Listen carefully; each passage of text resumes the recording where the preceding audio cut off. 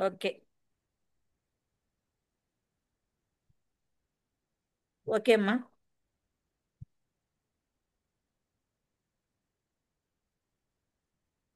దేవునికి వందనాలు. అక్కడికి వచ్చిన ప్రతి ఒక్కరికి వందనాలు. ఆ దేవుడు కరుణించి మళ్ళీ ఈ సమయం మనకు అనుగ్రహించినంత వందనాలు. మనం ఊపిరి తీసి విడిచిపెడుతున్నాము అంటే ఒక్క నిమిషం మాత్రం మనం ఈ భూమి మీద సజీవ లెక్కలు ఉన్నామంటే కేవలం అదే ఆయన ఉచితమైన కృపే. గడిచిన పునరుత్థాన దినం నుండి ఈ పునరుత్థాన దినం వరకు మనల్ని సజీవ లెక్కలు ఉంచిన దేవునికి వందనాలు. అదేవిధంగా ఈ పునరుత్థాన దినమున మరొక్కసారి మనందరం చేరి చిన్న మందగా చేరి ఆయన వాక్యాన్ని ధ్యానించుకునే కృప మనకు అనుగ్రహించినందుకు ఆయనకు వందనాలు చెల్లించుకుంటూ, కాలములు సమయములు ఆయన చేతిలో ఉన్నాయి. ఏ సమయంలో ఏం జరుగుతుందో తెలియనటువంటి స్థితిలోనే ఉన్నాం. ఒక పక్కన యుద్ధాలు, ఒక పక్క రకరకాల వదంతులు, వైరస్లు. ఏది ఏమైనప్పటికీ కూడా ఆయన చేతిలో మన చెయ్యి ఉన్నప్పుడు భూమి మీద ఉన్నా, ఈ లోకాన్ని విడిచిపెట్టినా ఆయన దగ్గర నేను ఉంటాను అనే ఒక నిరీక్షణతో మనం జీవించినట్టయితే ఆ జయ జీవితాన్ని జయకరంగా ఎలాగైతే సమాప్తమైందని యేసుక్రీస్తు సెలవులో పలికి ఆయన జీవితాన్ని ముగించాడు, అదే విధంగా మన ముగింపు కూడా ఉండాలని ఆశిద్దాం. అట్టి నడిపింపు దేవుడు మనకి అనుగ్రహించును గాక. ఈ రోజు మూలవాక్యం అపోస్తలుడైన పౌలు హెబ్రీయులకు రాసిన పత్రిక 12వ అధ్యాయం 2వ వచనం మధ్యలో నుంచి చూస్తే, విశ్వాసమునకు కర్తయు దాన్ని కొనసాగించువాడునైన యేసు వైపు చూచుచు మన ఎదుట ఉంచబడిన పందెములో ఓపికతో పరిగెత్తుదము. విశ్వాసమునకు కర్తయు దాన్ని కొనసాగించువాడునైన యేసు వైపు చూచుచు మన ఎదుట ఉంచబడిన పందెంలో ఓపికతో పరిగెత్తుతుము. ప్రేమమేడని మా తండ్రి, ఇంతవరకు క్షేమంగా కాపాడిన పరమరక్ష స్తుతినైనా వందనాలు తండ్రి. మేమేమై ఉన్నాము కేవలం అది నీ ఉచితమైన కృపలు నేను తండ్రి. ఈ తరుణం మాకు అనుగ్రహించినంత వందనాలు నైనా. నీతో కలిసి మా జయ జీవితాన్ని ముగించడానికి నైనా నీ వాక్యం ద్వారా నువ్వు మాట్లాడుతున్న విధానాన్ని బట్టి వందనాలు చెల్లించుకుంటూ, ఈ రోజు మాతో నీవు మాట్లాడిన మాటలను తండ్రి జాగ్రత్తగా నాయన ఆధ్యాత్మిక మర్మాలు తెలుసుకుని ధ్యానించగలిగే కృప, అదే విధంగా ఆచరించగలిగే కృప మాకు దయచేయమని మా ప్రభువును నీ ప్రియ కుమారుడని యేసుక్రీస్తు ద్వారా వేడుకుంటున్నాం తండ్రి. ఆమేన్. మరొకసారి అందరికీ వందనాలండి.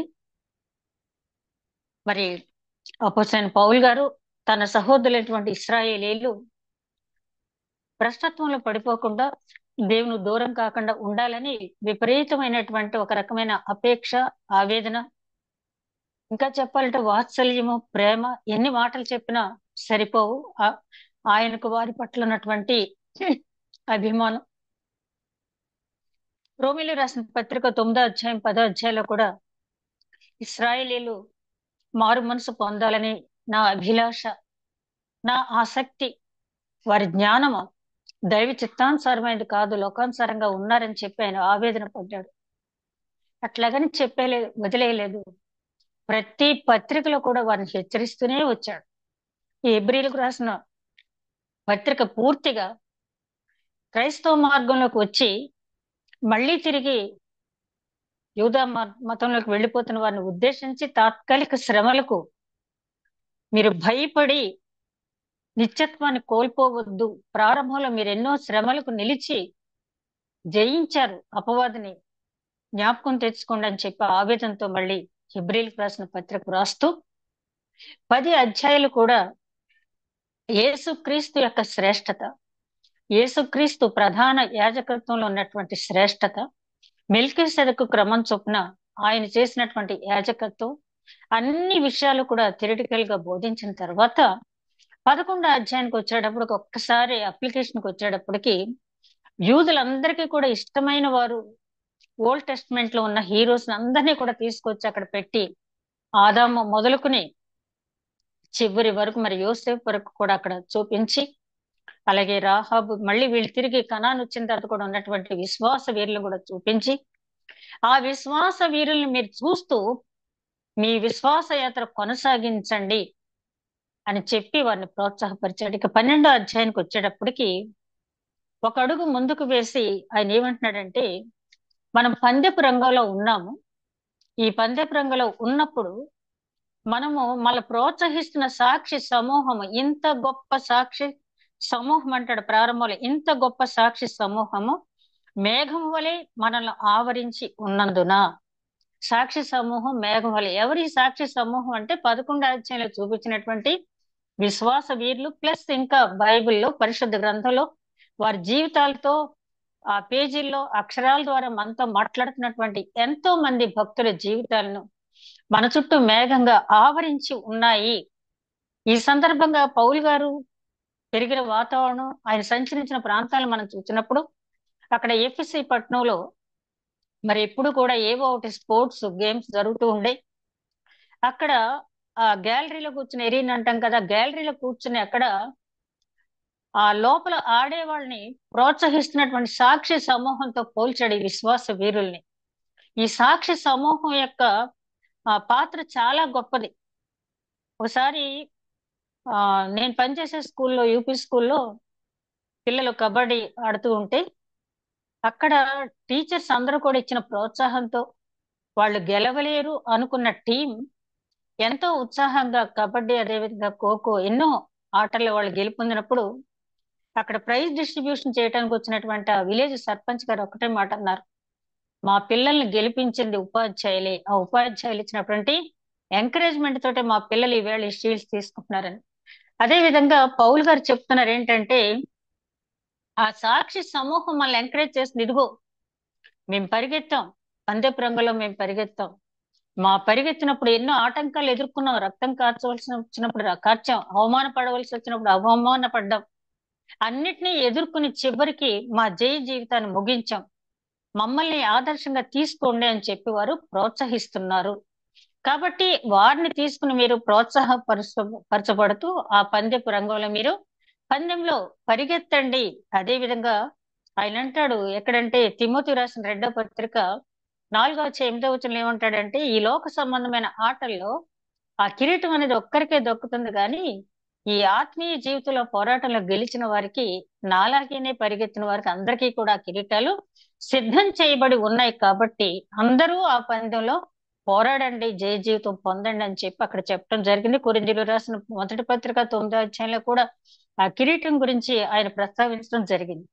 సరే, ఈ 12వ అధ్యాయానికి వచ్చేటప్పటికి మొట్టమొదటి వచనాలు చూస్తే పాపాన్ని, ఆటంకాన్ని త్రోసిపుచ్చాలంటాడు. ఇంత గొప్ప సాక్షి సమూహం మేఘం వలె మనల్ని ఆవరించి ఉన్నందున మనము కూడా ప్రతి భారమును సులువుగా చిక్కులు పెట్టు పాపమును విడిచిపెట్టి విశ్వాసమునకు కత్తయి దాన్ని కొనసాగించుకోవడాన్ని యేసు వైపు చూచుచు మన ఎదుట ఉంచబడిన పందెంలో ఓపికతో పరిగెత్తుదము.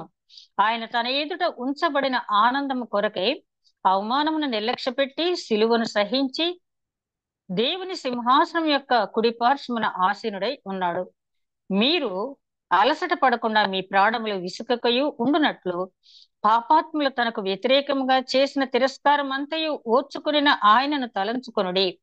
మీరు పాపంతో పోరాటలో రక్తము కారినంతగా ఇంకా దాన్ని ఎదిరించలేదు అంటున్నాడు. ఈ 5వ వచనం వరకు పౌలు గారు చెప్పదలుచుకున్న విషయం ఏంటంటే, మనం పందెపు రంగంలో పరిగెత్తేటప్పుడు వచ్చే ఆటంకాల్ని, ఆ పందెంలో మనం పరిగెత్తేటప్పుడు వచ్చే ఆటంకాల్ని ఎట్లా జయించుకుంటూ వెళ్ళాలి, ఎవరిని మాదిరిగా పెట్టుకోవాలి, ఎందుకు మాదిరిగా పెట్టుకోవాలి, ఆయనే ఎందుకు మాదిరిగా మనం పెట్టుకోవాలి అనేది ఈ 5వ వచనం వరకు ఆయన వర్ణించి చెప్పిన తర్వాత తర్వాత ఆ 4వ వచనం వరకు ఈ వర్ణన జరిగిన తర్వాత 5వ వచనం నుంచి 13వ వచనం వరకు ఆ పందెపు రంగంలో పరిగెత్తేటప్పుడు ఆ యేసుక్రీస్తు ఒక కోచ్ లాగా, ఇప్పుడు అథ్లెట్స్ కి ఒక కోచ్ ఉంటారు కదా, కోచ్ లా మనల్ని సరైన మార్గంలో మనం ప్రయాణం సాగటానికి, ఆ గెలుపు పొందటానికి ఆయన ఇచ్చే శిక్షణలో చాలా బాధాకరమైన సంఘటనలు మనం ఎదుర్కోవాల్సి వస్తుంది. కానీ ఆ శిక్ష వెనుక చాలా గొప్ప ఉద్దేశం ఉంటుంది. దాన్ని మీరు గమనించి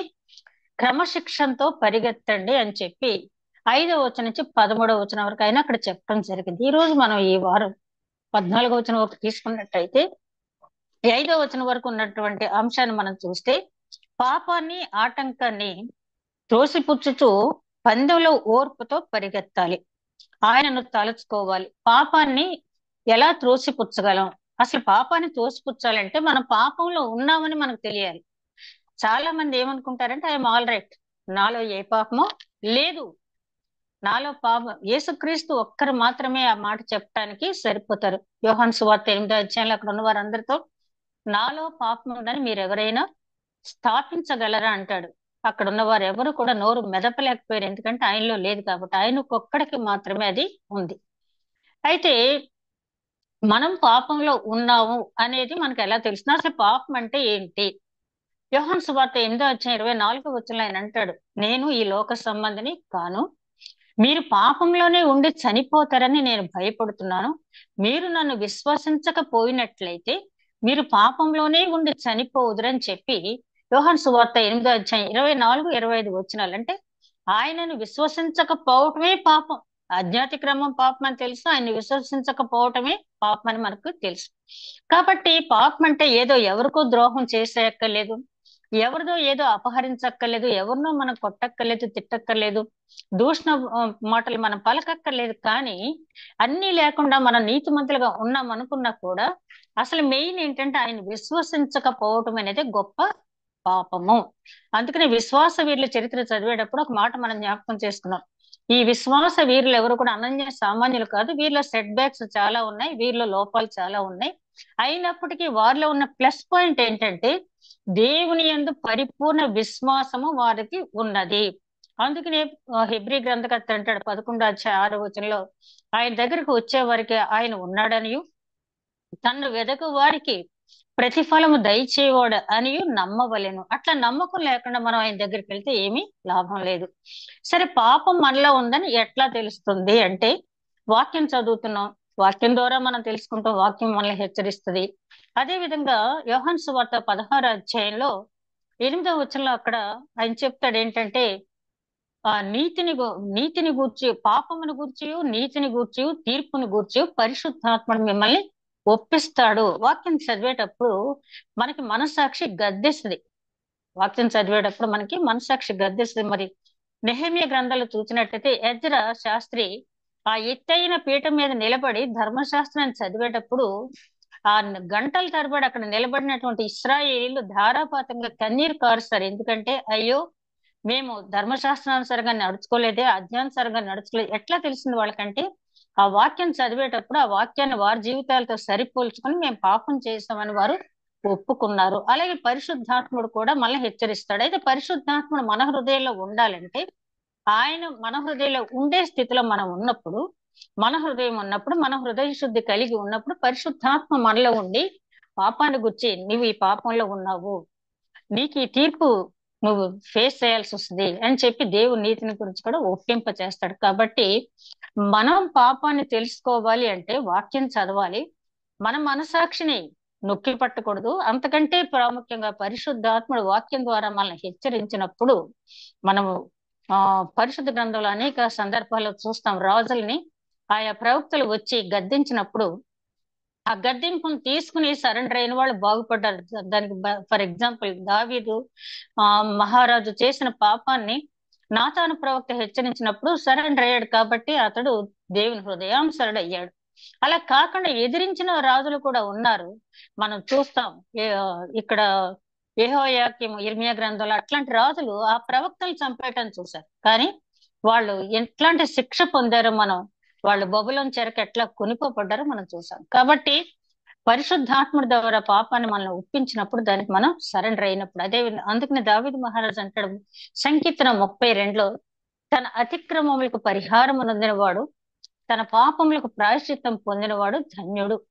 యెహోవా చేత నిర్దోషి అని ఎంచబడిన వాడు, ఆత్మలో కపటం లేనివాడు ధన్యుడు అంటాడు. అంటే అతిక్రమంలో ఒప్పుకోవాలి, పాప పరిహారార్థం ప్రాయశ్చిత్తం. అంటే ప్రాయశ్చిత్తం అంటే ఏదో పశువుల్ని ఇంకా అర్పించడం కాదు, కానీ విరిగి నలిగిన హృదయమే ఆయనకి ఇష్టమైనటువంటి బలి అని మనకు తెలిసి 51వ సంకీర్తనలో దావీదు మహారాజు చెప్పాడు కదా. కాబట్టి అట్లాంటి విరిగి నలిగిన హృదయంతో ఆయన దగ్గర చేరినప్పుడు, ఆ ప్రాయశ్చిత్తం పొందినప్పుడు ఆయన చేత నిర్దోషి, లోకం ఇచ్చే సర్టిఫికెట్ కాదు, ఆయన చేత నిర్దోషి అని ఎంచబడిన వాడు ధన్యుడు, ఆత్మలో కపటం లేనివాడు ధన్యుడు. ఇదే మాటని అపోస్తలుడైన పౌలు రోమీయులకు రాసిన పత్రిక 4వ అధ్యాయంలో ఆయన ఏమంటాడంటే, ప్రభువు చేత నిర్దోషి అని ఎంచబడిన వాడు ధన్యుడు. పాత నిబంధనలో యెహోవా చేత నిర్దోషి అని ఎంచబడిన వాడు ధన్యుడు అన్నాడు. పత్రికా పాటల పౌలు గారు ప్రభువు చేత నిర్దోషి అని ఎంచబడిన వాడు ధన్యుడు, ఎందుకంటే తీర్పు తీర్చేది ఆయనే కాబట్టి. సరే, ఇవన్నీ మనకు తెలుసు, కానీ ఎప్పుడు కూడా మనిషి స్వభావం ఏంటంటే, పర్వాలేదులే, నేను బాగానే ఉన్నాను, సులువుగా చిక్కులు పెట్టి పాపాలంటే ఈ చిన్న పాపమేనా, ఈ చిన్న పాపమే నన్ను నిత్య జీవన దూరం చేస్తుందంటే, చిన్న పాపమో పెద్ద పాపమో లేదు, పాపం పాపమే. నెహెమ్యా గ్రంథంలో చూస్తాం. నెహెమ్యా అక్కడి నుంచి వచ్చిన తర్వాత ఆ యెరూషలేము ప్రాకారాలు కట్టాలన్నప్పుడు అక్కడ ఉన్న వారు అంటారు, ఇదిగో చెత్త పేరుకుని ఉంది, దీన్ని తొలగించి ప్రాకారాలు కట్టడం అనేది అసాధ్యం. అంటే దేవుడు పని చేయటానికి అక్కడ ఉన్నటువంటి ఆ గార్బేజ్ క్లీన్ చేయటానికి, అంటే ఆ చెత్త కూడా ఆటంకపరిచే ప్రమాదం ఉంది. అయినప్పటికీ నెహెమ్యా ఇచ్చిన పిలుపుని బట్టి యాజకులు కూడా వచ్చి దాన్ని శుభ్రం చేసినట్టుగా మనం చూస్తాం. అంటే సులువుగా చిక్కులు పెట్టు పాపాలు, చాలా చిన్నగా ఇదే కదా అనుకుంటాం. ఆ ఇదే కదా అన్న దాంట్లో మనకు తెలియకుండానే పాపంలో పడిపోతాం. కాబట్టి పౌలు గారు ఇక్కడ చాలా స్పష్టంగా చెప్తున్నది ఏంటంటే, సులువుగా చిక్కులు పెట్టే పాపాన్ని వదిలిపెట్టండి. విశ్వాసమునకు కర్త, అంటే ఇక్కడ కర్త అనే దానికి ఫుట్నోట్ లో సైన్యాధిపతి అని ఇచ్చాడు. అంటే మనం పరిగెత్తేటప్పుడు ఆయన సైన్యాధిపతిగా మనకి ఆయన ఉంటాడు. అదే విధంగా మనం ఆయన్ని తలుచుకోవాలి. ఆయన ఎందుకు తలుచుకోవాలి? మనం పరిగెత్తేటప్పుడు మనం పొందే అవమానాల నుంచి మనం బయటపడటానికి ఆయన్నే ఎందుకు తలుచుకోవాల్సినటువంటి అవసరం ఉంది అని చెప్పంటే, పేతురు గారు రాసిన మొదటి పత్రిక 2వ అధ్యాయం 21వ వచనం చూస్తే, మీరు తన అడుగుజాడలందు నడుచుకున్నట్లు మీకు మాదిరించిపోయేను. ఆయన ఏం చేశారు? ఆయన శిలువ మరణం పొంది మనకి మాదిరి ఉంచి వెళ్ళారు. మనం ఆయన అడుగుజాడల్లో పొందాలి అని చెప్పి, నడవాలని చెప్పి. ఆయన పాపము చేయలేదు, ఆయన నోటను ఏ కపటము కనపడలేదు, ఆయన దూషింపబడి బదులు దూషింపలేదు, ఆయన శ్రమ పెట్టబడి బెదిరింపక న్యాయముగా తీర్పు తీర్చు దేవునికి తన్ను తాను అప్పగించుకొనెను. మనము పాపముల విషయమై చనిపోయి నీతి విషయమై జీవించినట్లు ఆయన తానే తన శరీరమును మన పాపముల కొరకు మ్రాను మీద మోసుకొను. అంటే మనకు ఆ విధంగా మాదిరించాడు. నోటి మాటలతో కాకుండా డెమాన్స్ట్రేషన్, అంటే తన జీవితాన్ని తీసుకెళ్లి తన శరీరాన్ని నేనే మార్గము సత్యము జీవమని ఊరిని నోటి మాటతో చెప్పి వదిలేయకుండా ఆ అతి పరిశుద్ధ స్థలంలో మనం ప్రవేశించడానికి మనకు యోగ్యత లేనప్పటికీ ఆయన యందు విశ్వాసం ఉంచుటే దేవుని నీతి అని చెప్పి, ఆ నీతిమంతులుగా తీర్చబడిన వారు ఆ నిత్య జీవంలో ప్రవేశించడానికి, మరి ధర్మశాస్త్రం మన మీద మోపుతున్నటువంటి ఆ రుణభారాన్ని తొలగించడానికి ఆయన శరీరాన్ని అమరానికి అప్పగించున్నాడు. కొలస్సీలో రాసిన పత్రిక 2వ అధ్యాయంలో మనం చూస్తాం. ఆయన ఆ రుణపత్రాన్ని మేకులతో కొట్టి జయోత్సాహంతో ఆయన అక్కడ ఉత్సాహంగా వచ్చాడని చెప్పి ఒక పెరేడ్ నిర్వహించినట్టుగా దేవదూతలు అక్కడ మనం చూస్తాం. కాబట్టి అక్కడ ఆయన్ని ఎందుకు మాదిరిగా మనం తీసుకోవాలంటే, ఆయన పాపం ఏమీ చేయకపోయినా మన పాపముల నిమిత్తము ఆయన శ్రమ పెట్టబడ్డాడు, దూషింపబడ్డాడు, బెదిరించినా ఎదురు చెప్పలేదు, దూషణకు ప్రతి దూషణ చేయలేదు. ఎందుకు ఈ మాటలు చెప్తున్నారంటే, మన మీద ఉన్నటువంటి భారం ఈ రోజు ఆరోహణ తర్వాత మొట్టమొదటి ఆదివారంగా మెయిన్ లైన్ చర్చెస్ లో అందరూ కూడా జరుపుకున్నారు.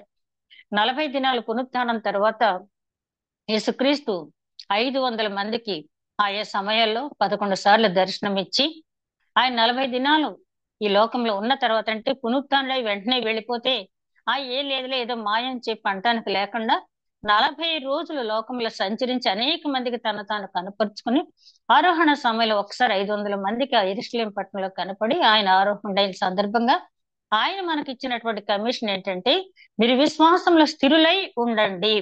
అందుకని యెరూషలేము మేడగదిలో ఆ శిష్యులు అట్లాగే ఉన్నారు. పెంతెకోస్తు అనుభవం వాళ్ళు ఎప్పుడు పొందుతారో తెలియదు, కానీ పెంతెకోస్తు అనుభవం పరిశుద్ధాత్మ శక్తి మిమ్మల్ని ఆవరించినప్పుడు మీరు శక్తిమంతులు అవుతారు కనుక మీరు వేచి ఉండండి, స్థిరులై ఉండండి, విశ్వాసులై ఉండండి, విశ్వాసంలో స్థిరత్వం కలిగి ఉండండి అని మొదటి ఆజ్ఞాన్ని ఇచ్చాడు వాళ్ళకి. రెండోది ఏంటంటే, ఎడతెగక ప్రార్థన చేయుడి. ఏదోలే కూర్చోమన్నాడు కాబట్టి ఆ 4 గోడల మధ్య అలా కూర్చొని లోకబ్రాహ్మణ మాట్లాడుకోవటం కాకుండా ఎడతెగక ప్రార్థన చేయండి. అంటే పరిశుద్ధాత్మ మన దగ్గరకు రావాలంటే విశ్వాసంలో స్థిరత్వం ఉండాలి, అదే విధంగా ఎడతెగక ప్రార్థన చేయాలి. అట్లా వచ్చిన తర్వాత మీరు ఆ పరిశుద్ధాత్మ శక్తిని మీరు పొందుకున్న తర్వాత మీ చేయవలసిన పని ఏంటంటే, యెరూషలేములోను యూదయ సమరయ ప్రాంతములోను భూ దిగంతముల వరకు మీరు నాకు సాక్షులై ఉండండి, సువార్త ప్రకటించండి అని చెప్పారు. అదే విధంగా మత్తయి సువార్తలు, మార్కు సువార్తలు కూడా ఆయన చివరి అధ్యాయంలో చెప్పిన మాట ఏంటంటే, మీతో సదాకాలం నేను ఉంటాను అని చెప్పిన దేవుడు మనతో ఆయన సదాకాలం ఉంటూనే ఉన్నాడు. లేకపోతే ఈ క్రైస్తవ జీవితాన్ని, ఈ పందెంలో మనం ఎప్పుడో ఓడిపోయి ఉండేవాళ్ళం. ఆయన మన చేయి పట్టుకుని నడిపించబట్టి ఇంతవరకు నడవగలుగుతున్నాం. కాబట్టి ఎక్కడ నిరుత్సాహపడకుండా మీరు ఓడిపోకుండా ఉండాలని చెప్పి ఆయన తాపత్రయంతో ఇంకా ఇంకా హెచ్చరిస్తూ ఉన్నాడు పౌలు గారు. ఆయన చెప్తున్నాడు, మీరు పందెంలో పరిగెత్తేటప్పుడు సాక్షి సమూహాన్ని ప్రేరణగా తీసుకోండి. ఆరోహణ సమయంలో దేవుడిచ్చిన ఆజ్ఞ మనకి సాక్షి సమూహంగా ఉండాలి. ఎంతవరకు సాక్షులుగా మనం ఉంటున్నాం, ఎంతవరకు సువార్త ప్రకటిస్తున్నాం. సువార్త ప్రకటించడం అంటే ఏదో 4 వీధిలో కూడల్లో ప్రకటించడం మాత్రం కాదు, కానీ మన జీవితమే ఒక సువార్తగా ఉండాలని చెప్పి పౌలు గారు అనేక సందర్భాల్లో చెప్పడం జరిగింది. అదే విధంగా క్రమశిక్షణ అలవర్చుకోవాలి. పరిగెత్తేటప్పుడు చూడండి, అథ్లెట్స్ ని పరిగెత్తేటప్పుడు వాళ్ళు చాలా క్రమశిక్షణగా ఉంటారు. వాళ్ళకి భారం చాలా వరకు తగ్గించుకుని ఆహార నియమాలు పాటిస్తూ వారు పరిగెత్తడానికి ప్రయత్నం చేస్తారు. అదే విధంగా ఆయన చెప్తున్న మాట ఏంటంటే, మాదిరిగా మనం ఆయన్ని ఉంచుకోవాలి అన్న మాటకు మనం చూసినట్టయితే, అసలు ఆయన్ని ఎందుకు మాదిరిగా ఉంచుకోవాలని పేతురు గారు చెప్పినటువంటి మాటను మనం చూసాం. ఎందుకంటే ఆయన మనకు మాదిరి ఉంచడానికి తనను తానే అర్పించుకున్నాడు కాబట్టి.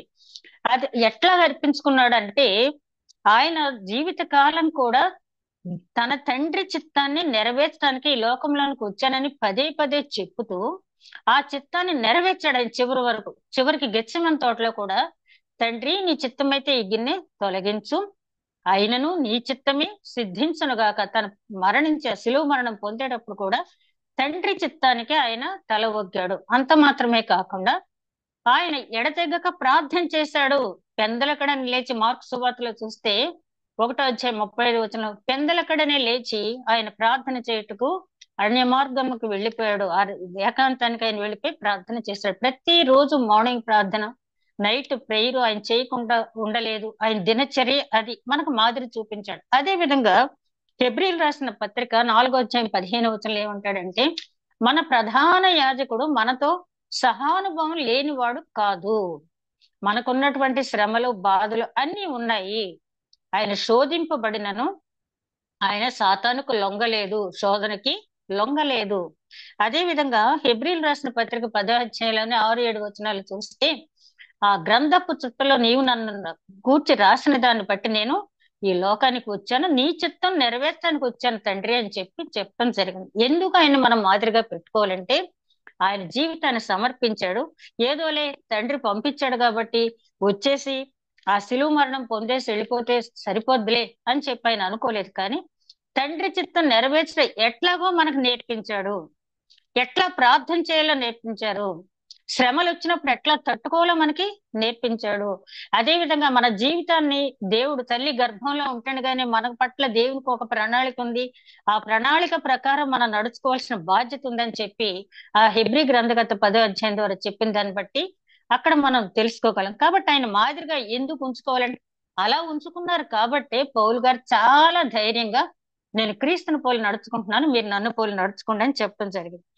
రెండవదిగా చూస్తే, ఆయన రక్తం మన కోసం మన ధైర్యం ఏంటంటే, ఆయన రక్తం మన కోసం విజ్ఞాపన చేస్తుంది.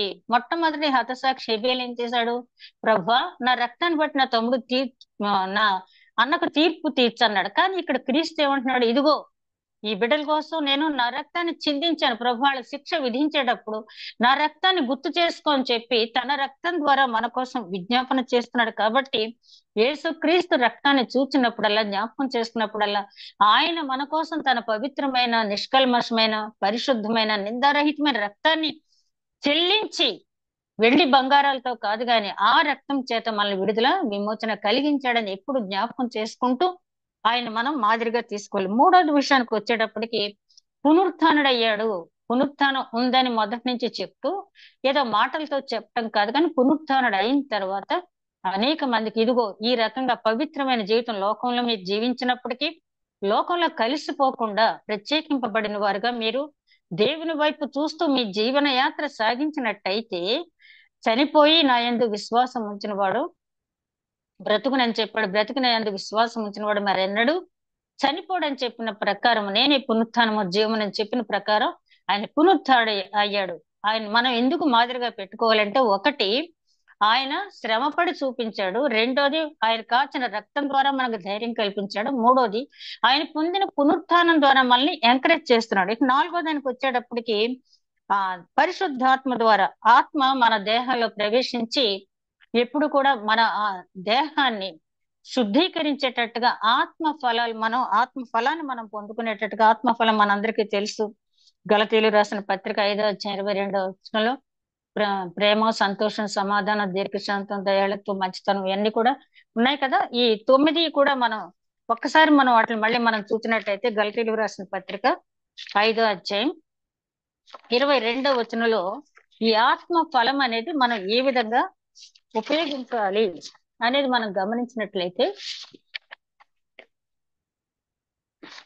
అయితే ఆత్మఫలం ఏదనగా ప్రేమ, సంతోషము, సమాధానము, దీర్ఘశాంతము, దయాళత్వము, మంచితనము, విశ్వాసము, సాత్వికము, ఆశా నిగ్రహం. ఈ 9లో కూడా పై 3 ఉన్నాయి చూసారా.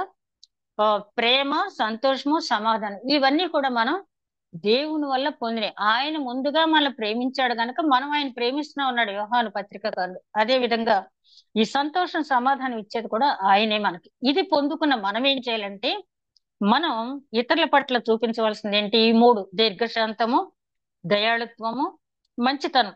దేవుడి దగ్గర నుంచి ప్రేమ, సంతోషము, సమాధానం పొందుకున్న మనం పొరుగు వారికి మనం ఇవ్వాల్సింది ఏంటంటే దీర్ఘశాంతము, దయాళుత్వము, మంచితనము.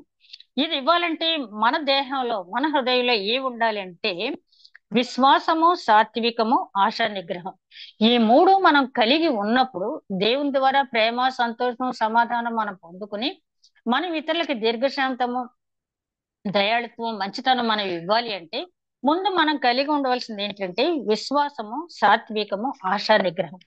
ఈ 9 మనం కలిగి ఉన్నప్పుడు మనం ఆత్మానుసారంగా జీవించడానికి అర్హులము అని క్రీస్తు మనకి ఆత్మ ఫలం అనేది మీరు పొందండి, మీరు పందెపు రంగంలో పరిగెత్తాలి అంటే, ఈ ఆధ్యాత్మిక పరుగు పందెంలో మీరు గెలవాలి అంటే ఈ ఆత్మ ఫలం పొందండి. ముందు దేవుడి దగ్గర నుంచి మీరు ప్రేమ, సమాధానం, సంతోషం పొందండి.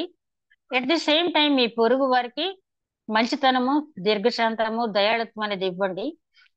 అది ఇవ్వాలంటే మీరు విశ్వాసము, సాత్వికము, ఆశా నిగ్రహం అనే 3 అంశాలు మీరు కలిగి ఉండండి ఆయన అని చెప్తున్నాడు. తర్వాత విషయానికి వస్తే ఆయన చెప్తున్న అంశాల్లో ఇక 5వ తర్వాత వాక్యం ద్వారా ఆయన మనల్ని ఎలా బలపరుస్తున్నాడు, ఎందుకు మాదిరిగా తీసుకోవాలంటే వాక్యం ద్వారా. యోహాను పత్రిక మొదటి పత్రిక 2:13-14 యవ్వనస్తుల గురించి మాట్లాడుతూ అక్కడ యోహాను పత్రికకారుడు ఏమంటాడంటే, యవ్వనస్తులారా మీరు లోకాన్ని జయించారు, మీరు బలవంతులు, లోకంలో ఉన్నవాని కంటే మీలో ఉన్నవాడు బలవంతుడు అని చెప్తాడు. ఎందుకంటే ఆ కింద వచనం చెప్తాడు ఏంటంటే, అన్నిటికీ కడవరి గడియ వస్తుంది, కడవరి కాలంలో మనం ఉన్నాం కాబట్టి జాగ్రత్తగా ఉండండి అని చెప్తూ తర్వాత ఆయన ఏమంటాడంటే, మీరు లోకాన్ని జయించాలి అని చెప్తూ కడవరి కాలం చాలా జాగ్రత్తగా శరీరాశ, నేత్రాశ, జీవపు డంబాన్ని మీరు జయించాలి. అవన్నీ కూడా నిలిచేవి కాదు. దేవుని చిత్తం ఏదైతే ఉందో అది మాత్రమే నిలిచి ఉంటుంది కాబట్టి దేవుని చిత్తానుసారంగా మీరు జీవించండి అని చెప్పారు. ఇకపోతే మనం సంఘం ద్వారా, సంఘంగా కూడి ఒకరినొకరు హెచ్చరించుకుంటూ ఆయన మాదిరిగా, ఎందుకంటే ఆ సంఘం అనేది ఆయన దేహం, ఆయన సంఘానికి శిరస్సుగా ఉన్నాడు కాబట్టి ఆ ఫెలోషిప్ లో కూడా మనం ఆయన ఆదర్శంగా మనం తీసుకోవాలి. ఇప్పుడు కూడా యేసుక్రీస్తు సంఘానికి, ఫెలోషిప్ కి చాలా ప్రాధాన్యత ఇచ్చాడు. ఇక చివరి అంశానికి వస్తే రాకడ అనేది కూడా మనం జ్ఞాపకం పెట్టుకుని, రాకడను కూడా జ్ఞాపకం చేసుకుంటూ ఆయన మాదిరిగా మనం, ఎందుకంటే ఆయన నేను వస్తాను, రెండవసారి ప్రత్యక్షం అవుతాను అని చెప్పాడు కాబట్టి ఆయన ఎదుర్కోవటానికి మనం ఏ రకమైన జీవితం జీవించాలి అనేది జ్ఞాపకం ఉంచుకుని సులువుగా చిక్కులు పెట్టే పాపాన్ని పక్కకు పెట్టి మనం పరిగెత్తాలి.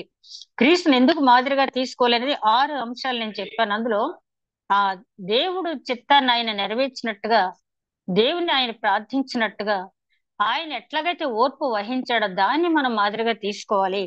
ఆయన రక్తం మన కోసం మొర్ర పెడుతున్న ఒక ధైర్యం కలిగి ఉండాలి. అదే విధంగా పరిశుద్ధాత్మని మనకు అనుగ్రహించాడు. ఆయన అంటాడు 16 అధ్యాయంలో, యోహాను సువార్త 16 అధ్యాయంలో, నేను వెళ్ళుట మీకు ప్రయోజనకరము అన్నాడు. ఎందుకంటే పరిశుద్ధాత్ముడు మీ దగ్గరికి వస్తాడని చెప్పిన ప్రకారమే పంపించాడు. ఆ పరిశుద్ధాత్మ ద్వారా మనం ఎంత ప్రయోజనం పొందామో పొందుతున్నాం అన్నది మనకి తెలుసు. వాక్యం ద్వారా మనం ఒకరికొకరు హెచ్చరించుకుంటూ ఆయన మాదిరిగా పెట్టుకోవాలి. సంఘంలో ఫెలోషిప్ కలిగి క్రీస్తు ఆశించినట్టుగా క్రీస్తు దేహంలో అవయవాలు అయి ఉన్నాం మనం అని చెప్పి ఆ ఫెలోషిప్ ద్వారా జయ జీతం పొందటానికి మనం ప్రయత్నం చేయాలి. చివరిగా ఆయన రాకడని కూడా మనం జ్ఞాపకం చేసుకుంటూ ఆ జయ జీవితం కోసం మనం పరుగు పెట్టాలి. ఇది దేవుడు మనకి ఇచ్చినటువంటి ఈ పందెపు రంగంలో మనం పరిగెత్తడానికి ఆయన ఇచ్చినటువంటి ఆదేశాలు. అదే విధంగా ఓపికతో తన ఎదుట ఉంచబడిన ఆనందం కొరకై అవమానమును నిర్లక్ష్య పెట్టి సిలువను సహించి దేవుని సింహాసనం యొక్క కుడి పార్శ్వమున ఆసీనుడై ఉన్నాడు. ఈ అవమానాలన్నిటిని ఎదిరించి అవమానాలన్నిటినీ సహించడం వల్ల ఏం జరిగిందంటే ఆయన దేవుని సింహాసనమున కుడి పార్శ్వమున కూర్చున్నాడు. అంటే మనం కూడా అట్లా అందుకనే ప్రకటన గ్రంథంలో జయించేవాడికి నేను సింహాసనాన్ని ఇస్తాను, నా సింహాసనం మీద కూర్చుండబెట్టుకుంటాను, వానితో కలిసి భోజనం చేస్తాను, వానికి కొత్త పేరు ఇస్తాను, ఒక ధ్వజంగా నిలబడతాను. ఇట్లాంటి వాగ్దానాలు ఎన్నో ఉన్నాయి మనకి. కాబట్టి మనం జ్ఞాపకం చేసుకోవాల్సింది ఏంటంటే ఈ అవమానాలన్నీ కూడా ఎన్నదగినవి కావు. మనం పొందబోయే మహిమ కిరీటం అనేది చాలా గొప్పది. అందుకనే పౌలు గారు అంటారు కదా, నా పరుగు కడముట్టించుకుని నా విశ్వాసము కాపాడుకుంటుని నా కోసం నీతి కిరీటం దాచబడి ఉందంటాడు. ఆ నీతి కిరీటం కోసం ఆయన అన్ని అవమానాల్ని పౌలు గారు పొందిన అవమానాలన్నీ కూడా కొరింథీయులు రాసిన 2వ పత్రిక 11వ అధ్యాయంలో చూస్తాం. ఎన్ని శ్రమలు ఎన్ని అవమానాలు ఆయన పొందాడు. వాటినన్నిటిని ఎందుకు పక్కన పెట్టాడు అంటే ఆయన పొందబోయేటటువంటి బహుమానం ఆయనకి తెలుసు. ఈ విశ్వాస వీరులు కూడా తమ జీవితాలు ఎందుకు త్యాగం చేశారంటే వారు పొందబోయే బహుమానం మనకు తెలుసు. ఈ రోజు ఈ వాక్యం ధ్యానిస్తున్న మనకి మనం ఎందుకు క్రైస్తవులుగా అనేక సార్లు చులకన చేయబడతాం, దూషింపబడతాం, అపార్థ చేయబడతాం, అనేక రకాల చిన్న చిన్న హింసలు మనం కూడా ఎదుర్కొంటున్నాం. అయితే మనం గుర్తుపెట్టుకోవాల్సింది ఏంటంటే యేసుక్రీస్తు జీవితంలో అంత పరిశుద్ధుడు పొందినటువంటి అవమానాల్లో మనది ఎంత అని చెప్పి మనం అనుకుంటూ ఆ మాదిరి పెట్టుకుని మనం ముందుకి ఆ జయ జీవితాన్ని మనం పొందాలి. అది పౌలు గారు ఈ 5వ వచనం 4వ వచనం వరకు చెప్పింది. ఇకపోతే 5వ వచనం నుంచి 13వ వచనం వరకు ఆయన చెప్పింది ఏంటంటే మనం ఈ పందెపు రంగంలో పరిగెత్తాలి అంటే క్రమశిక్షణ అనేది చాలా అవసరము. ఈ క్రమశిక్షణ 5 విధాలుగా ఉంటుందంట. ఈ క్రమశిక్షణ 5 విధాలుగా ఉంటుంది. అదేంటంటే 12వ అధ్యాయం 11వ వచనం చూస్తే ఆయన చెప్తున్నటువంటి మాట 12వ అధ్యాయం 11వ వచనంలో, మరియు ప్రస్తుతము సమస్త శిక్షయు దుఃఖకరముగా కనపడునే గాని సంతోషంగా కనపడదు. అయినను దాని యందు అభ్యాసము కలిగిన వారికి అది నీతియును సమాధానకరమైన ఫలమిచ్చును. ఇప్పుడు పొందే శిక్ష అంటే మన శిక్షణలో ఉన్నాం. దేనికి? ఆ నిత్య జీవంలో ప్రవేశించడానికి. ఆయన మనకు ఉంచిన మార్గంలో మనం నడుస్తూ వెళ్ళటానికి నేనే మార్గమును సత్యమును జీవమునై ఉన్నారని చెప్పారు కదా ఆయన. ఆ మార్గంలో మనం నడవాలి అంటే ఆ మార్గంలోకి వెళ్ళటానికి మనం ఎట్లాంటి క్రమశిక్షణాయుతమైన జీవితం కలిగి ఉండాలంటే మనం అనేక రకాలైనటువంటి బాధలు ఎదుర్కొంటాం. యేసుక్రీస్తే కొరడా దెబ్బలు తిన్నారు కదా, దాంతో పోల్చుకుంటే మనం ఎదుర్కొనే బాధలు శ్రమలు ఎన్న తగినవి కావు. అవి మనం వాటిని ఎప్పుడు భరించగలం మనం అంటే దీని ద్వారా మనం పొందే ఈ శిక్ష వల్ల పొందే ఫలితం అనేది చాలా మధురంగా ఉంటుంది. మహిమాన్వితమైన ఫలాన్ని మనం పొందుతామని మనం అనుకున్నప్పుడు ఈ క్రమశిక్షణని మనం చాలా సంతోషంగా తీసుకుంటాం. అదే విధంగా 12వ అధ్యాయం 8వ వచనంలో చూస్తే ఆయన అంటాడు ఏంటంటే తండ్రి శిక్షించమని కుమారుడెవడు, కుమారులైన వారందరూ శిక్షలో పాలు పొందుతున్నారు, మీరు పొందని ఎడల దుర్బీజులే గాని కుమారులు కారు. చాలా కఠినమైన మాటే చెప్పేశారు పౌలు గారు ఇక్కడ. ఏంటంటే దేవుడు నన్ను ఎందుకు శిక్షిస్తున్నాడని మీరు అనుకోద్దు. అసలు శిక్షించకపోతే మీరు దుర్బీజులే, మీరు సొంత కుమారులే. చూడండి, ఒక తండ్రి తన బిడ్డలకు మాత్రమే ఆ పనిష్మెంట్ ఇస్తాడు కానీ పక్కింటి పిల్లలకు పనిష్మెంట్ ఎప్పుడు కూడా ఇవ్వడు. తండ్రి పట్టించుకోవట్లేదంటే ఇక తండ్రి బెత్తం వాడని తండ్రి కుమారునికి విరోధి. నీ కుమారుడు పాతాళమునకు పోకుండా ఉండనట్లు ఇప్పుడే నువ్వు వాడికి భయం చెప్పని సామెతల గ్రంథకర్త అంటాడు. కాబట్టి తండ్రి కుమారుల బంధం ఏంటంటే అట్లాంటి శిక్షణ అంటే బెత్తంతో కొట్టాలని కాదు, కానీ తండ్రి శిక్షించిన కుమారుడు దుర్బీజుడు. అంటే దేవుడు మనల్ని వదిలేశాడు అనడానికి సూచన ఏంటంటే అసలు ఏ రకమైన శ్రమలు గాని బాధలు గాని హింసలు గాని ఏమీ లేకుండా చాలా జాలీగా మనం జీవిస్తున్నామంటే దేవుడు అసలు మనం పట్టించుకోవట్లేదు. ఒక క్రైస్తవుడుగా మరి కొండ మీద ప్రసంగం చేసినప్పుడు యేసుక్రీస్తు ఆ ధన్యతలు చెప్పిన తర్వాత, మీరు నీతి నిమిత్తం హింసింపబడినప్పుడు మీరు ధన్యులు, మీ మీద చెడ్డ మాటలు పలుకున్నప్పుడు ధన్యులు అని చెప్తారు. ఎవరితో చెప్తారంటే శిష్యులు ఎవరైతే నిర్ణయించుకుంటారో, ఆయన వెంబడించాలని నిర్ణయించుకుంటారో వారితో చెప్పినటువంటి మాటలు. కాబట్టి దేవుడిచ్చే శిక్షణ, ఆ శిక్షని ఆ శిక్షను మనం శిక్షణగా భావించాలి తప్పించి శిక్షగా మనం భావించకూడదు. అదే విధంగా మహాశ్రమలలో సంతోషంగా ఉండాలంటే, శ్రమలు పట్టే కొద్దీ కూడా మహాశ్రమల్లో సంతోషం. జాన్ హస్సన్ ఆయన ఒకసారి ఆయన బైబిల్ ఇచ్చేసారని రాశారని చెప్పి ఆయన్ని అగ్నిలో పెట్టి, ఆయన చుట్టూ అప్పట్లో ఆయిల్స్ లేవు కానీ తారు ఏదో అట్లాంటిది గ్రీజు లాంటిది పూసి ఆయన చుట్టూ ఆయన్ని అంటించేశారంట. అంటించేటప్పటికి ఎంత బాధగా ఉంటుందో చూడండి. ఆ చర్మం ఓ పక్క నుంచి కాలిపోతుంది, కానీ ఆ కాలిపోతున్న చర్మం ఉన్నప్పటికీ కూడా ఆయన నవ్వుతున్నారంట. నవ్వుతూ ఉంటే చుట్టూ ఉన్న వారికి అనుమానం వచ్చిందంటే, ఏంటి ఇతను నవ్వుతున్నాడేంటి, ఎంత బాధాకరమైనటువంటి శిక్ష ఇతను విధించారు, అయినా నవ్వుతున్నాడేంటి, ఇతనిలో ఏ రకమైన బాధ లేదేంటి అని చెప్పి వాళ్ళు అనుకున్నప్పుడు, హస్ అంటే బాతు అని అర్థం. ఆయన అంటాడు ఏంటంటే, ఈ జాన్ హస్ను మీరు అంటించేస్తున్నారు కానీ లక్షల కొద్ది బాతులు వస్తాయి. ఈ జాన్ హస్ అనే బాతును మీరు అంటించేస్తున్నారు కానీ లక్షల కొద్ది బాతులు మీకు కనపడతాయి అని చెప్పి చెప్పడం అనేది అంటే ఆ శ్రమని మహా సంతోషంగా స్వీకరించాడు. ఎందుకంటే తాను దేవుని చిత్తాన్ని నెరవేర్చాడు కాబట్టి బడా నమ్మకమైన దాసుడాన్ని దేవుడు తనకు వెల్కమ్ చెప్తాడు అనే ఒక నిరీక్షణతో ఉన్నాడు కాబట్టి అంత సంతోషంగా, అది ఎవరికి కూడా సాధ్యమయ్యే పని కాదు. ఆ ఆనందం పొందేవారు మాత్రమే దాన్ని పొందగలరు. అదే విధంగా పేతురు రాసిన మొదటి పత్రికలోనే 4వ అధ్యాయంలో చూస్తే మనం 12వ వచనం నుంచి మనం గమనించినట్లయితే, ఆ మిమ్మును హెచ్చరించు ఇది దేవుని సత్యమైన కృప అని సాక్ష్యం చెప్పుచు ఆయన చెప్తున్నటువంటి మాట, మిమ్మును ఆ ఏదైనా శ్రమ వచ్చినప్పుడు, ఆ శ్రమ వచ్చినప్పుడు మీకేదో చాలా వింత జరుగుతుందని చెప్పి మీరు అనుకోవద్దు. మీ మీద పరిశుద్ధాత్ముడు మీలో పనిచేస్తున్నాడని చెప్పి అనుకోండి అని చెప్పి క్రీస్తు మహిమ 13వ వచనం, 4వ అధ్యాయం 13వ వచనం, పేతురు గారు రాసిన మొదటి పత్రిక 4వ అధ్యాయం 13వ వచనం. క్రీస్తు మహిమ బయలుపరచబడినప్పుడు మీరు మహా ఆనందంతో సంతోషించు నిమిత్తము క్రీస్తు శ్రమలలో మీరు పాలువారై ఉన్నంతగా సంతోషించుడి. క్రీస్తు నామము నిమిత్తము మీరు నిందపాలైన ఎడల మహిమా స్వరూపి అయిన ఆత్మ అనగా దేవుని ఆత్మ మీ మీద నిలుచున్నాడు కనుక మీరు ధన్యులు. ఆయన చెప్తున్నాడు, మీకు మహాశ్రమలు వచ్చినప్పుడు ఏదో అద్భుతం జరిగిపోతుందని అనుకోవద్దు. దానికి సూచన ఏంటంటే, మీరు పొందబోయేటటువంటి మహిమ, దేవునితో కలిసి మీరు పొందబోయేటటువంటి మహిమను తలుచుకోండి. ఆ మహిమా ప్రవేశం కోసం దేవుడు ఇప్పుడు మిమ్మల్ని వాడుకుంటున్నాడు కాబట్టి ఈ శ్రమ నా జీవితంలో వచ్చింది అనుకోండి. అంతే తప్పించి మీరేదో గొప్పగా సాధించేశానని మిమ్మల్ని బట్టి మీరు అతిశయించేవద్దు. నేను దేవుని మహిమలో పాలు పంచుకోబోతున్నాను కాబట్టి ఈ శ్రమ నాకు దేవుడు ఇచ్చాడు అని చెప్పి అనుకోండి అని చెప్పి చెప్పడం జరిగింది. అదే విధంగా దేవుడు పంపించే శిక్ష వెనుక అద్భుతమైన ఉద్దేశం ఉంటుంది. మన దేవుని ఆ పరిశుద్ధతలో పాల్గొనాలని ఆయన ఆకాంక్ష. దేవుడు పంపించే శిక్షలో చాలా మంచి ఉద్దేశం ఉంటుంది. మన భక్తుల జీవితాలు చూస్తే, యోసేపు జీవితాన్ని చూస్తే, ఆయన జైల్లో వేయబడినప్పుడు ఆయన గురించి 106వ సంకీర్తనలో రాయబడిన మాట, ఇనుప సంఖ్యల్లో అతన్ని బంధించి ఉంచలేదు.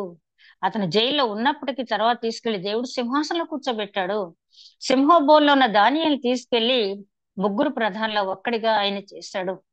అదే విధంగా షడ్రక్ మెషక్ అబేద్నెగోలను హెచ్చింపబట్టమే కాకుండా వీరి ద్వారా ఆ దేశం అంతా మంచి సాక్ష్యం పొంది అనేక ఆత్మల వారు హెచ్చింపబట్టం అనేది గొప్ప విషయం కాదు. ఎందుకంటే ఒకసారి శిష్యులు వచ్చి, ప్రభువా మాకు దెయ్యాలు లోబడుతున్నాయి, పాముల్ని మేము ఇలా చేసాము, విషం కాటు తిన్న వాళ్ళని మేము బ్రతికించాము, అది ఇది అని చెప్తే అప్పుడు ఆయన అంటాడు, దెయ్యాలు లోబడుతున్నాయని మీరేం సంతోషించొద్దు, జీవ గ్రంథంలో మీ పేర్లు వ్రాయబడుతున్నాయని మీరు సంతోషించండి. అలాగే దానియేలు సింహబోన్ నుంచి వచ్చిన తర్వాత ప్రధాన అధికారిగా వెళ్ళటం గొప్ప కాదు.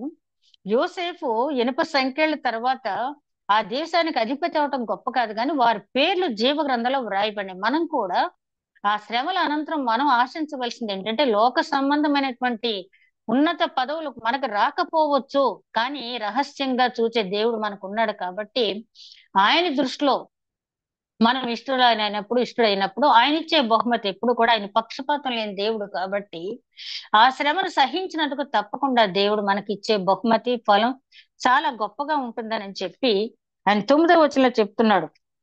తల్లిదండ్రులు మనకు శిక్షకులై ఉండేది, వారి యందు భయభక్తులు కలిగి ఉంటుంది. ఇట్లయితే ఆత్మలకు తండ్రి అయిన వానికి మరింత మనం భయపడాలి. తల్లిదండ్రులు శిక్షించేటప్పుడు మనం ఏమైనా ఎదురు తిరుగుతామా? చిన్నప్పుడు ఎప్పుడైనా నా తండ్రి నా మంచి కోసమే కదా, నా తల్లి మా మంచి కోసమే కదా చెప్పింది, ఒక దెబ్బ కొట్టింది అని రియలైజ్ అవుతుంది. అట్లాంటప్పుడు ఈ లోక సంబంధమైన తల్లిదండ్రులకే మీరు ఆ విధేయత చూపించినప్పుడు మీ ఆత్మల కాపరి అయిన దేవుడు మీకు విధించే శిక్ష, మీకు ఇచ్చే శిక్షణను మీరు చులకనగా చూడొద్దు. ఈ లోక సంబంధమైన తల్లిదండ్రులు మిమ్మల్ని కేవలము శారీరకంగా ఇక్కడ లోకంలో పోషిస్తారు, అంతవరకే. మీ ఆత్మల కాపరి చేసే గొప్ప త్యాగం మీకు తెలియదు. ఆయన ఆశ ఏంటంటే మీరు నిత్య జీవంలో ప్రవేశించాలని. కాబట్టి ఈ శిక్షణ మీకు ఇస్తున్నాడు కాబట్టి దాన్ని చులకనగా మీరు చూడవద్దు అని చెప్తున్నాడు. అదే విధంగా ఆయన అంటాడు 5వ విషయం ఏంటంటే సహించిన వారిలో లోబడే తత్వం ఉండాలంట. శిక్షణ పొందుతున్నానని మనసా వాచ కర్మణ శిక్షణ పొందాలి. అదే విధంగా విధేయత ఉండాలి, లోబడే తత్వం ఉండాలి, తర్ఫీదు పొందుతున్నాను అనుకోని సహింపు ఉండాలి. శిక్షణ పొందేటప్పుడంట సహించాలి. సహించిన వారే దేన్నైనా కూడా సాధించగలరు. అదే విధంగా శిక్షణ ఇచ్చేటప్పుడు తీసుకునేటప్పుడు పర్ఫెక్ట్ గా నేను పూర్తిగా ఆ శిక్షణలో అనుభవం పొందాలి అనే 100% నేను దాంట్లో కృతకృత్యుని అవ్వాలని ఆ శిక్షణ పొందాలి. అంటే దేవుడు మనల్ని క్రమశిక్షణలో పెట్టేటప్పుడు తండ్రి నీ చిత్తమే నా జీవితంలో సిద్ధించును గాక అని మన జీవితాన్ని ఆయనకి అప్పగించాలి.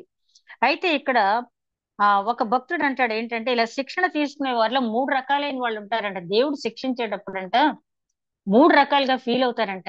ఎవరంటే అందులో మొదటి వాళ్ళంటే చిన్న చూపు చూస్తారంట. ఏదోలే వాళ్ళు ఏదో పిచ్చి ఆ శిక్షణ ఇస్తున్నాడు, ఆ శిక్ష ఇస్తున్నాడు, ఆ మాస్టర్ ఏదో క్రమశిక్షణలో పెడుతున్నాడు, లేకపోతే నా తండ్రి ఏదో క్రమశిక్షణలో పెడుతున్నాడు, ఏదోలే సహిస్తే పోలేదా అని చిన్న చూపులో ఉంటారంట.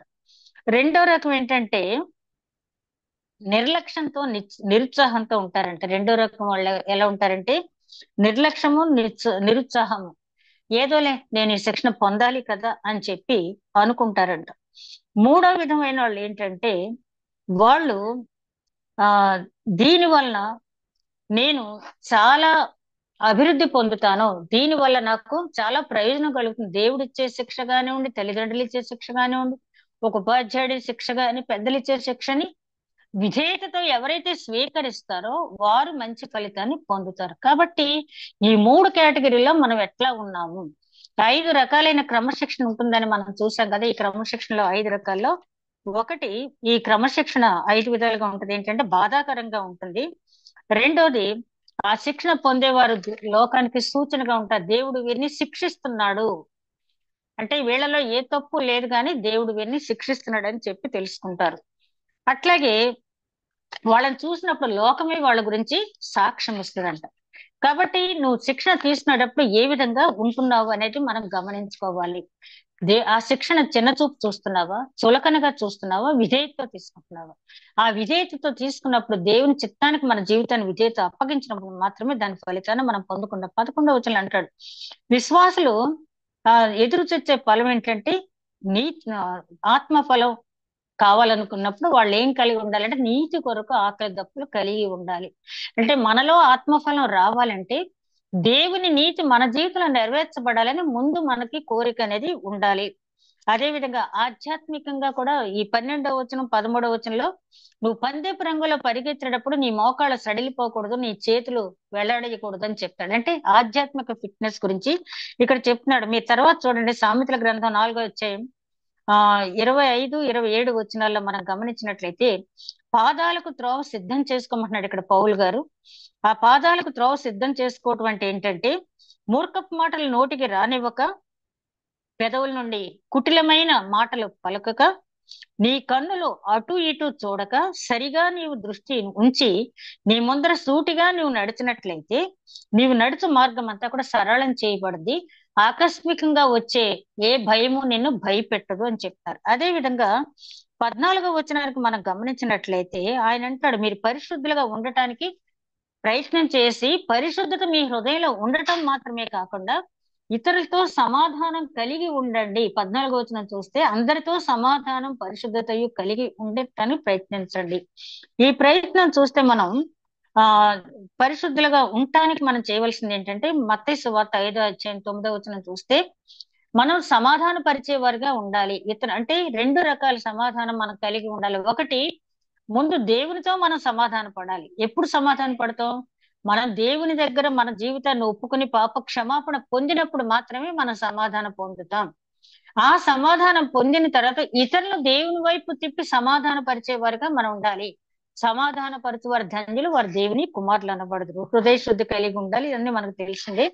యోహాను సువార్త 17 అధ్యాయం 17-19 చివరిగా చూస్తే సత్యమందు వారిని ప్రతిష్ఠ చేయుచున్నాను, నీ వాక్యంతోనే సత్యంతో నేను వారిని లోకంలో పంపిస్తూ ఉన్నాను, నీవు నన్ను పంపించిన ప్రకారం వారిని పంపిస్తున్నాను, వారి కోసం నన్ను నేను ప్రతిష్ఠించుకుంటున్నాను అని చెప్పాడు. అంటే ఇక్కడ పౌలు గారు చెప్తున్నటువంటి మాటలు ఏంటంటే సూక్ష్మంగా మనం చూస్తే 4వ వచనం వరకు మనం ఒక పందెంలో ఉన్నాము. ఈ పందెంలో పరిగెత్తేటప్పుడు పరిగెత్తే వాళ్ళని మనం ఎక్కడైనా పరిగెడుతూ ఉంటే మనం పరిగెత్తేటప్పుడు పక్క నుంచి కుక్కలు మొరుగుతూ ఉంటాయి. ఏంటంటే పెద్దలు చెప్తారు, కుక్కని వెంటబడినప్పుడు పరిగెత్తొద్దు, ఆగిపోని. కానీ ఈ పందెంలో పరిగెత్తేటప్పుడు ఆ కుక్కలు దేనికి సూచన అంటే నీకులో నిరుత్సాహం కలుగజేయటానికి, అపజయం కలిగించడానికి, అవిశ్వాసం కలిగించడానికి, దేవుని పట్ల నీకున్నటువంటి విశ్వాసాన్ని చెడగొడటానికి అనేక రకాలుగా ఈ లోకంలో అనేక మంది ప్రయత్నిస్తూ ఉంటారు, నిరుత్సాహపరుస్తూ ఉంటారు. అట్లాంటి వాటిని నువ్వు పట్టించుకోవద్దు. గురి యొద్దకే నేను పరిగెడుతున్నాను అంటారు పౌలు గారు. గురి చూడు, నువ్వు గురి వైపు, యేసు వైపు చూస్తూ నువ్వు పరిగెత్తు. రెండోది, పరిగెత్తేటప్పుడు ఆ పరుగు నీవు సరిగ్గా పరిగెత్తాలి, నువ్వు జయం పొందాలని చెప్పి దేవుడు నీకు కొన్ని శిక్షణగా ఇస్తాడు. ఆ శిక్షణను నువ్వు మనస్ఫూర్తిగా స్వీకరించు. ఆ స్వీకరించినప్పుడు ఆత్మ ఫలం నీలో ఉంటుంది. దేవునికి సంతోషం, సమాధానం, ప్రేమ నువ్వు పొందుకుంటావు. దీర్ఘశాంతం, దయాళుతో, మంచితనం అనేది సంఘానికి నువ్వు ఇస్తావు. విశ్వాసము, సాత్వికత, ఆశా నిగ్రహం అనే 3 అంశాలు నువ్వు కలిగి ఉంటావు. అలా నువ్వు కలిగి ఉన్నప్పుడు నీతి ఫలాన్ని నువ్వు పొందుకుంటావు, వెలుగు ఫలాన్ని నువ్వు పొందుకుంటావు, ఇతరులకు ఆశీర్వదకరంగా ఉంటావు. ఈ రాకడ సమయంలో నువ్వు ఒక్కటే గుర్తుంచుకోవాలి, నువ్వు పరిగెత్తేటప్పుడు నువ్వు దేన్ని విడిచిపెట్టాలి. రెండోది, దేవుడిచ్చిన వాగ్దానాన్ని గుర్తు చేసుకోవాలి. మూడోది, కొత్తగా నేనేం అలవాటు చేసుకోవాలి. నాలుగోది చూసినట్టయితే నేను విధేయత చూపించకుండా దేవునికి ఎదురు తిరిగిన అంశాలు ఏమైనా ఉన్నాయా అని నిన్ను నువ్వు పరీక్షించుకుని విధేయత చూపించాలి. ఐదోది చూసినట్టయితే ఈ పరిగెత్తేటప్పుడు జ్ఞానపూర్వకమైన యాత్ర నేను చేస్తున్నానా లేదా, నేను ఎవరి వైపు చూస్తూ పరిగెడుతున్నాను, నాకు నిజ జీవం అనుగ్రహించే యేసు వైపు చూస్తున్నానా, లోకం వైపు చూస్తున్నానా, నిన్ను నువ్వు పరీక్షించుకుంటూ పరిగెత్తినట్టయితే ఆ జయ జీవితం నువ్వు పొందుతావు. అట్లాంటి జయ జీవితం పొందటానికి దేవుడు సహాయం చేయడానికి ఎప్పుడు కూడా మనకు ముందుగా ఉన్నాడు. సాక్షి జీవితాన్ని సాక్షులు పెట్టాడు. అంత మాత్రమే కాకుండా ఆయన జీవితాన్ని మనకు సాక్ష్యంగా ఇచ్చాడు. ఇక మనం చేయవలసింది ఏంటంటే ఆయన వైపు చూస్తూ మన ముందు ఉన్నటువంటి విశ్వాస వీళ్ళ సమూహాన్ని చూస్తూ ప్రోత్సహింపబడుతూ ఆ జయ జీవితంలో మనం పరిగెత్తుతూ అనేక మందికి ప్రోత్సాహకరంగా ఉంటూ అనేక ఆత్మ రక్షణార్థం మన జీవితాన్ని సమర్పించుకుందాం. అట్టి నడిపింపు దేవుడు మనకి అనుగ్రహించును గాక. దయగలమా ప్రభువా, ఇంతవరకు క్షేమంగా కాపాడిన సంరక్షణ వందనాలు. ఆది నుంచి అంతం వరకు మీ తోడుకోండి, ఏ రకమైన ఇబ్బంది లేకుండా ఆయన కార్యాంతముని స్తుతించిన కృప మాకు అనుగ్రహించినంత వందనాలు. నైనా నువ్వు ఆశించినట్లుగా ఈ పందెపు రంగులు నీ వైపు చూస్తూ లోకం వైపు చూడకుండా నైనా నువ్విచ్చే శిక్షణను శిక్షణగా భావించి నాయన మా జీవితాలని చిత్తానికి అప్పగించి జయ జీవితం పొందే భాగ్యం దయచేయము. మా ప్రభువును నీ ప్రియ కుమారుడైన యేసుక్రీస్తు ద్వారా వేడుకొంచున్నాం తండ్రి. ఆమేన్.